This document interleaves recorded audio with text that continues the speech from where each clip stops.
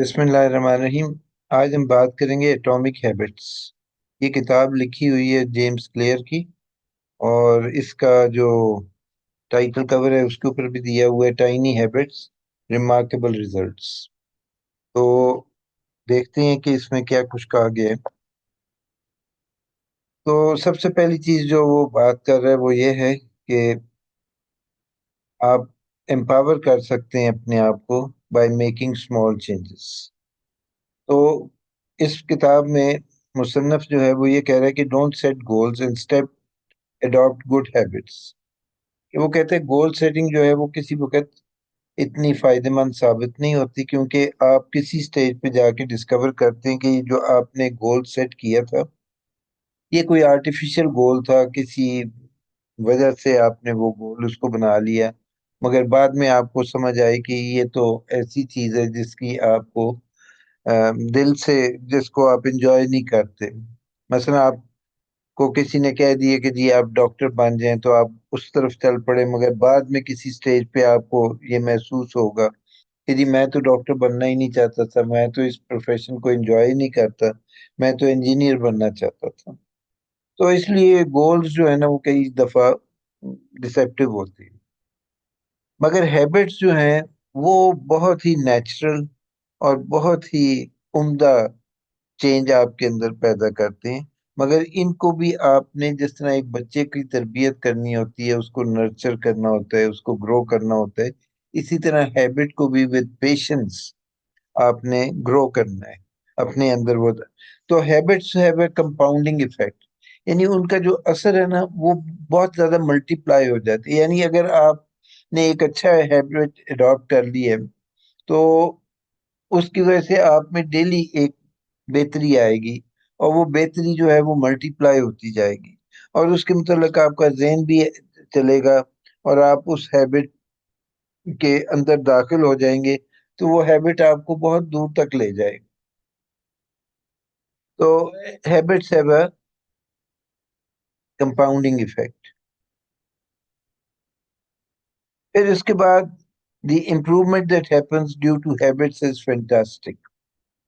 یعنی اگر آپ 1% ڈیلی بیسس پہ امپروو کرتے ہیں تو سال میں آپ کی جو گروتھ ہے وہ 38% زیادہ ہو گئی ہوگی، 38% نہیں، 38 گنا زیادہ ہو گئی ہوگی۔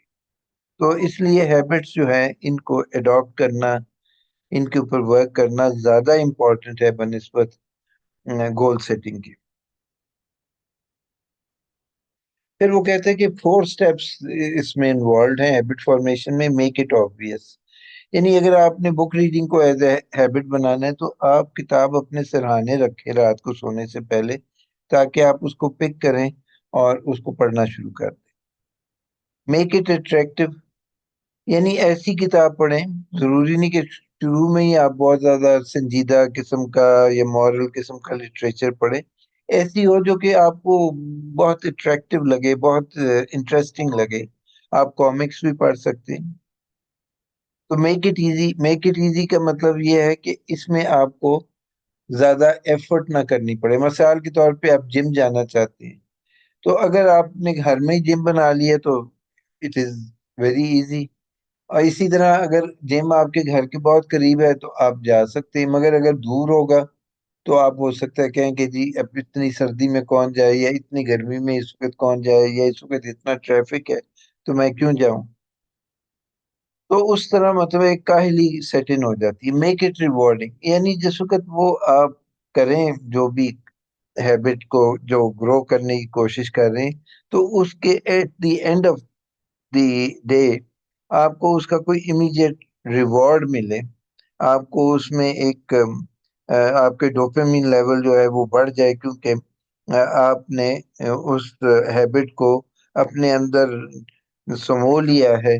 تو اب وہ جو ہے نا اس کی وجہ سے آپ کو ایک خوشی سی مل رہی ہے۔ تو دس ہیبٹ فارمیشن جو obvious اٹریکٹیو اور ایزی جو سٹیپس ہیں، ان کے بعد آپ کو ایک general feeling of well being ہو تو that would be a reward. تو 1% growth daily over a year may make bring about tremendous results۔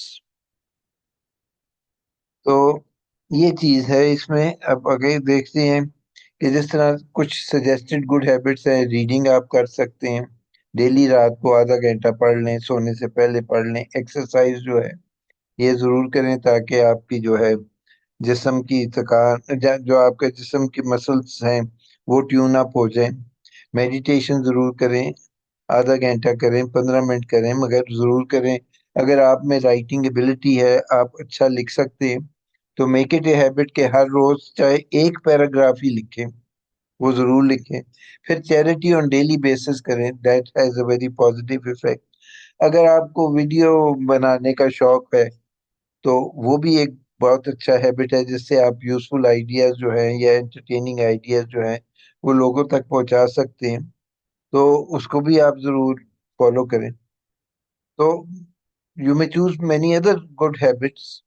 قرآن پڑھنے کا ہیبٹ بنا سکتے ہیں آپ.